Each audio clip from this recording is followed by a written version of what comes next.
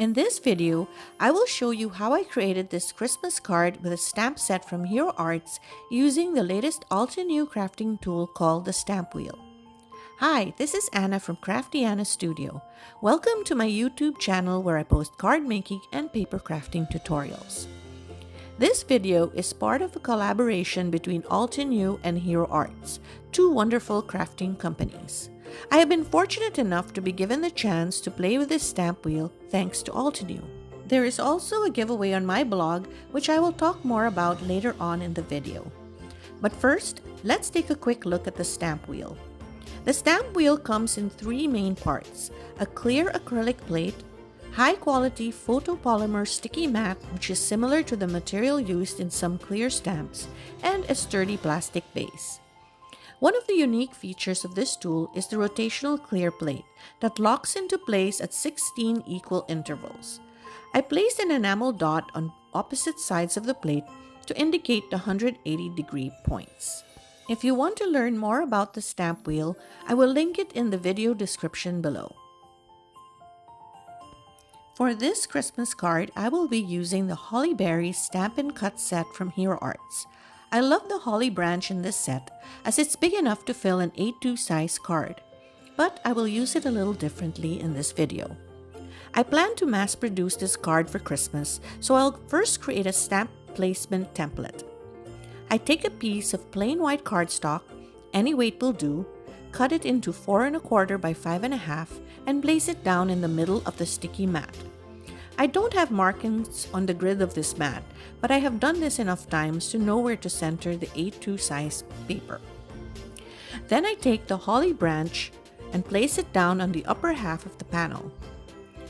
Because the area inside the base is 8 inches by 8 inches, there is more than enough space on the mat to place this large stamp without obstructions on either side. Then I take the flip plate and lock it into place, making sure the enamel dot is centered at the top. I pressed the plate to pick up the stamp, then flipped it and locked it into place again. Now I will ink up the stamp without the plate shifting. I am using a regular black dye ink. Since this is a template, it doesn't really matter what color of ink you use as long as it's a dark color. After inking, I flip the plate again, lock it into place, and then press down. Then I flip the plate and rotate it 180 degrees, lock into place, ink it up, and repeat. This tool is perfect for techniques like this. And now I have a stamp placement template I can use again and again. So whenever I need to recreate the placement of the stamp, I take the template and place it in the middle of the sticky mat. Then I take the stamp and place it on top and align it with the design. With this template, I can have the same placement every single time. So for this card design, I will start with heat embossing. I will use heavyweight watercolor paper because this technique will entail a lot of water.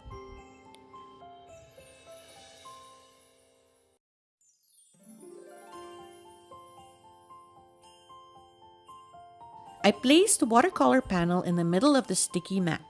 And because I will be heat embossing the design, I will prep the panel first with anti-static powder, which is actually just cornstarch.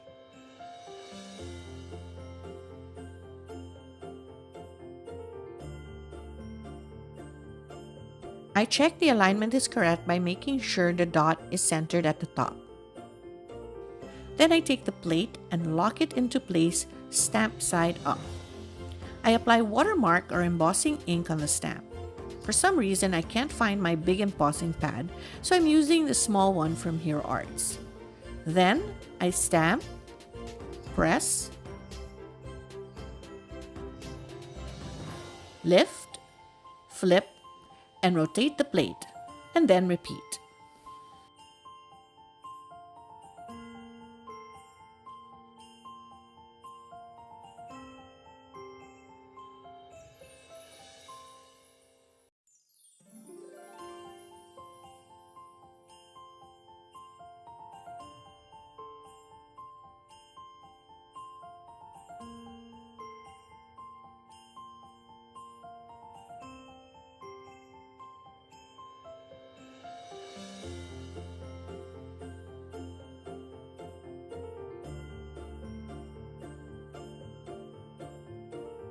Next, I sprinkle gold embossing powder all over the panel, tapping it at the back to get rid of stray powder sticking to the areas where they do not belong.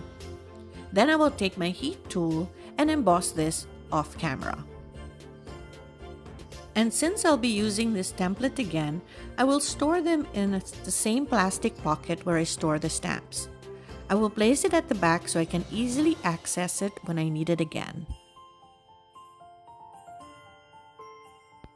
Now it's time to color in the images. To do this, I'll be using these Altenew water brush markers from the Spring Garden set.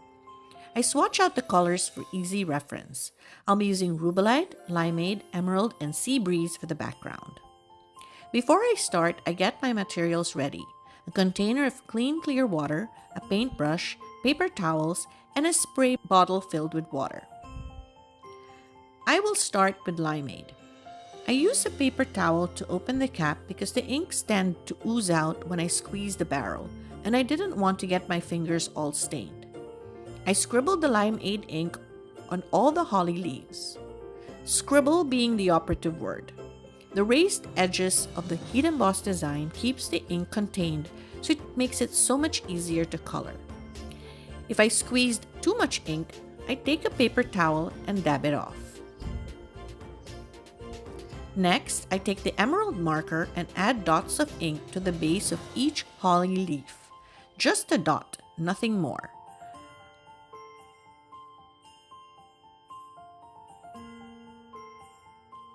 I also add little dabs of ink to the small mistletoe leaves and the pine needle.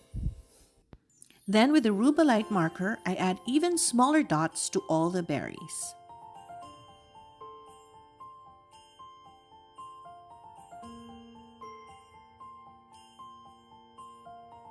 Now comes the fun part. I take the spray bottle and spray the water all over the ink design. The ink starts to move around and spread. Then I take a paper towel and start dabbing the areas where there is too much ink spreading.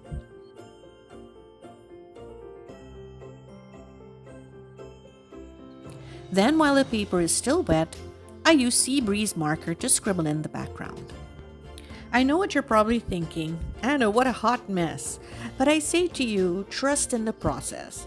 I love this technique because I love the effect when all is said and done.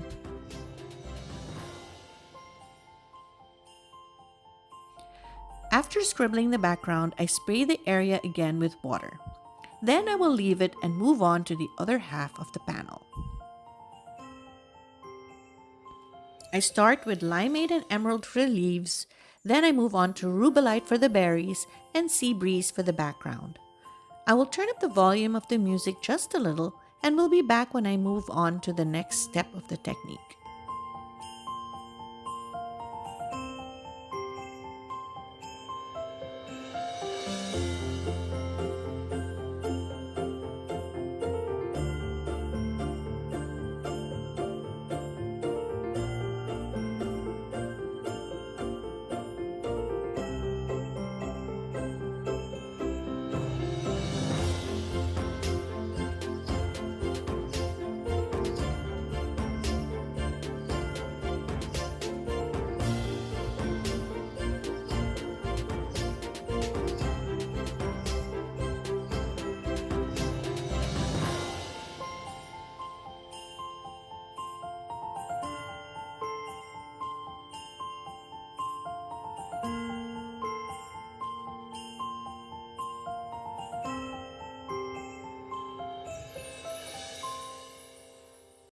Here I am using a brush to help move the pigment around. Then I will set this aside to dry. Here is what it looks like dry. It looks a little lifeless, so I'll add more color. I squeeze all 4 colors onto a plastic palette and I'm using a brush to pick up the color. I start with Limeade and paint the holly leaves. Then, while it's still a little wet, I take a little bit of emerald and paint the base of the leaves, washing my brush, dabbing it on a paper towel before spreading out the color. I'll do this for the rest of the leaves. First the Limeade, then the emerald at the base.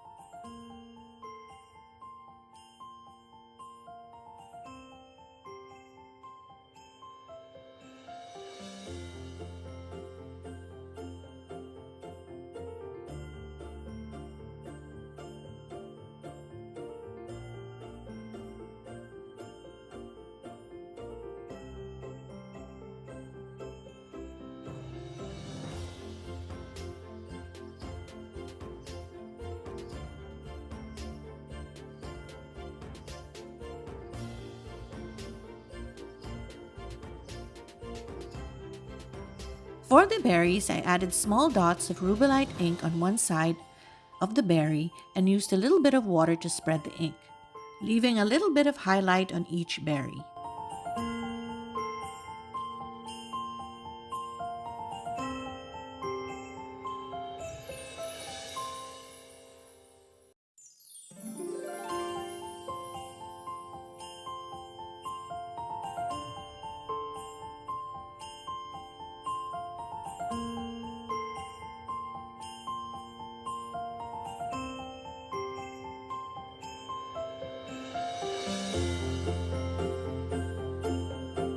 Then, with the sea breeze ink, I fill in the background. Now, while I'm doing this, let me take the time to speak about the giveaway. Altenew and Hero Arts are collaborating on the launch of the stamp wheel. Both companies will be giving away a generous amount of gift cards to their shop. All you have to do is comment on each stop on the blog of each designer. You can start the hop on my blog linked in the description box below. You never know, you just might win! Oh, and one more thing, I do enjoy inspiring you with my videos, and I hope you can support me by liking and subscribing to my channel. It would really mean the world to me. Thanks!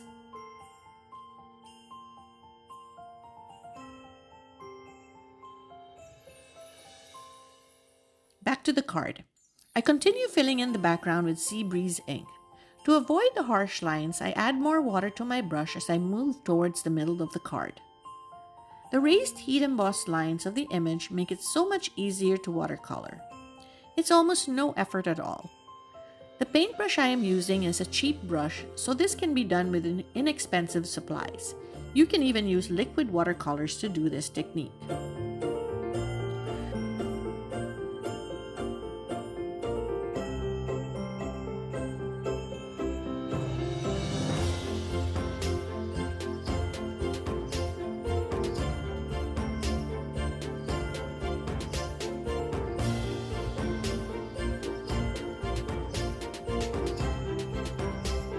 I finished painting one half of the panel. I will do the same with the other half and paint it off camera. Then I'll be back when it's all done. Here is what it looks like all painted in. And now I'll add some gold and white splatters. I placed the panel on top of a microfiber towel. This prevents the splattered paint from going all over my desk. I'll use some metallic paints from Altenew, specifically this one called Antique Gold. I sprayed it with water to activate the paint, then swirled my brush in the paint.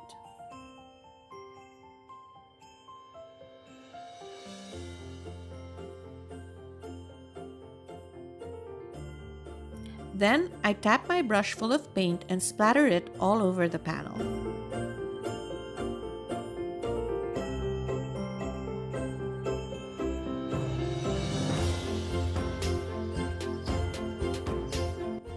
Since I'm filming in natural light, it's hard to see the shine from the metallic paints, but I'll try to hold it up to the light so you can see it.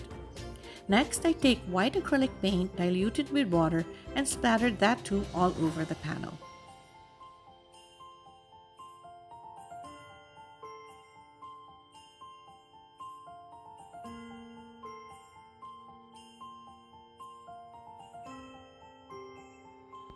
The sentiment for this card is Season's Greetings, which is from the Season Words die set from Hero Arts. I cut out the words from a panel of gold cardstock, which I will use to mat the card later on. To add dimension to the words, I used the dies to die cut the word from thick white cardstock. I kept them in place in the cutting plate.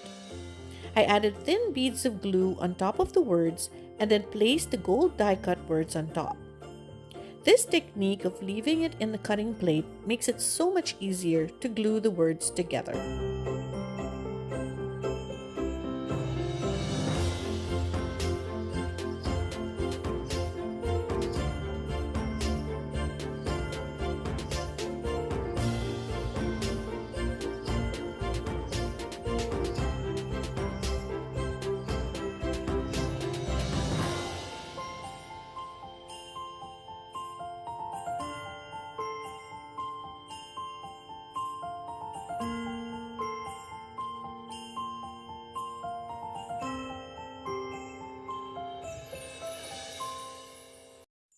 Once it's all glued down, I remove it from the white cardstock.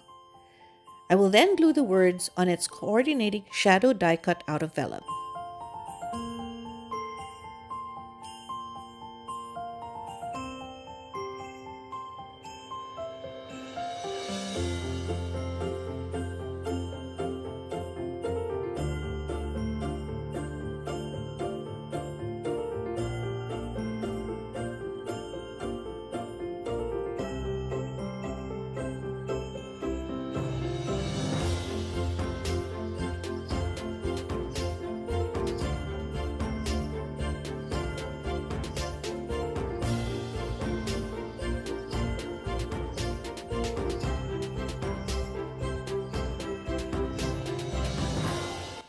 Then I added glue to the back of the watercolored panel and adhered it to the gold cardstock panel.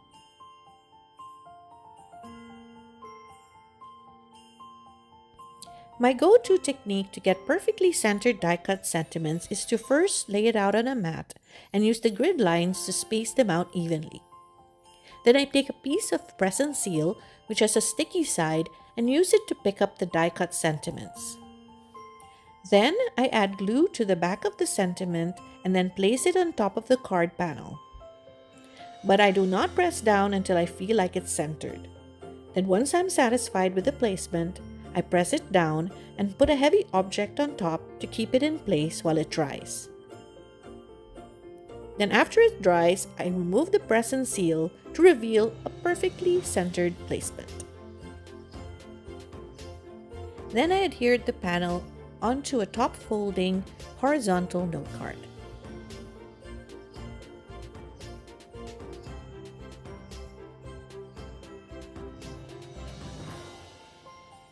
For the finishing touch, I will add some antique gold sequins from Altenew.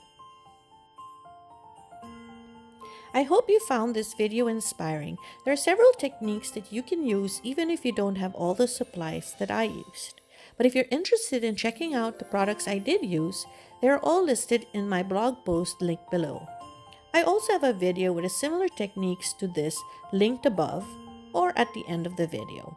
Thank you so much for watching. Till next time, bye!